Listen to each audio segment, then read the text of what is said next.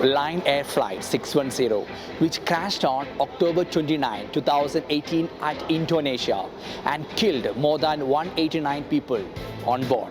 Do you know the Ethiopian Air Flight 302, which crashed on March 10, 2019 at Ethiopia and killed more than 157 lives on board? Unfortunately, these two flights were operated by the same plane, which is Boeing 737 MAX. So in this video, I'll talk about why the Boeing 737 MAX aircraft crashed and what was the reason behind it. Also, I'll be explaining more about the English vocabularies or phrases that can be useful for your English journey. So let's get started. Now we will start with a story. The two biggest airplane manufacturers in the world are Airbus and Boeing, and both companies possesses a competitive nature.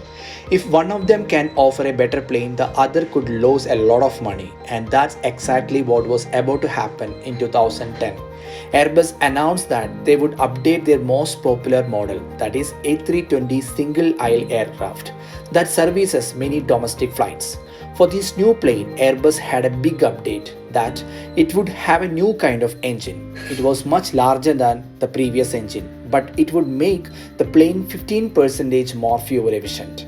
And just importantly, this upgrade wouldn't change the plane that much. And the pilot could walk over into the new model with a little additional training and be on their way. And it was called A320 Neo. It would save airlines a lot of money. And this was a problem for Boeing. To compete with Airbus, Boeing's obvious move was to upgrade the engine on their single aisle. But there was an issue. Here's a sketch of the 737 next to the Airbus A320.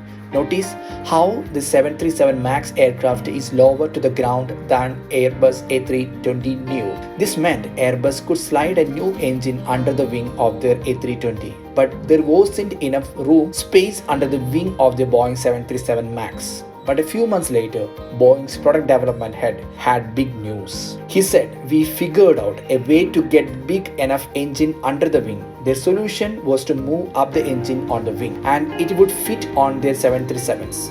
Here is a promotional video of that updated 737 in the air. You can actually see that top of the engine is above the wing. Boeing called this model 737 MAX. And just like Airbus with the A320 Boeing said that their new plane was so similar to its predecessor that pilot would only need minimal additional training. The 737 MAX became the hottest selling plane on the market, and it helped Boeing keep up with Airbus. Except moving the engine up on the 737 had a side effect. When the 737 MAX was in full thrust, like during takeoff, the nose tended to point too far upward, which could lead to a stall. This was a problem because these planes were supposed to behave exactly like the old ones.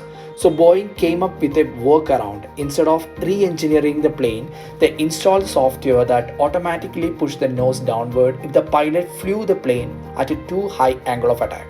They called it Maneuvering Characteristics Augmentation System, that is MCAS. But because Boeing was selling the 737 MAX as pretty much the same plane as 737, they didn't highlight the new MCAS system.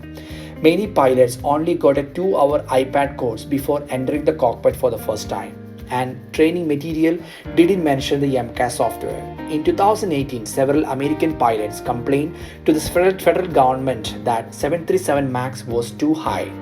In the flight report, which shows the plane's altitude over the time, you can see that the plane was in full thrust during takeoff, but at a certain point, the nose of the plane keeping lurching downwards, that means diving downwards. The pilot couldn't figure out why this was happening. The captain asked the first officer to check and quick reference handbook. They couldn't find the solution. The pilot continued to fly with the MCAS. The plane struggled to gain altitude. Reports show it was likely because the computer was getting incorrect sensor data, pushing the plane towards the earth below.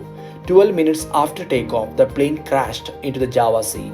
In the Ethiopian crash, the report shows that pilots were actually able to disable the MCAS, but it was too late to overcome the malfunctioning MCAS sensors. And now, this particular aircraft, that is Boeing 737 MAX, has been recertified by FAA, and more than 900 aircrafts are flying around the world. So it's a very big update and we have to be happy for that. So thanks so much for watching this video, and now I'll be explaining more about the English vocabularies or phrases which I used in this video. So let's get started. So the first word is MCAS, that is Maneuvering Characteristics Augmentation System.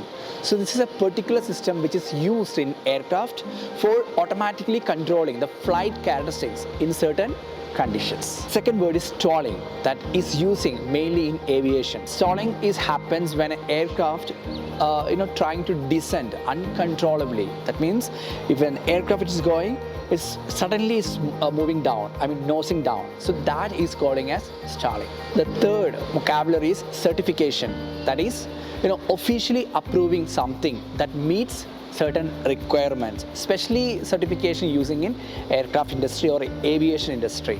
So thanks for watching. If you like this video, please do not forget all subscribers. We all need all your supports and subscription. So thanks for watching.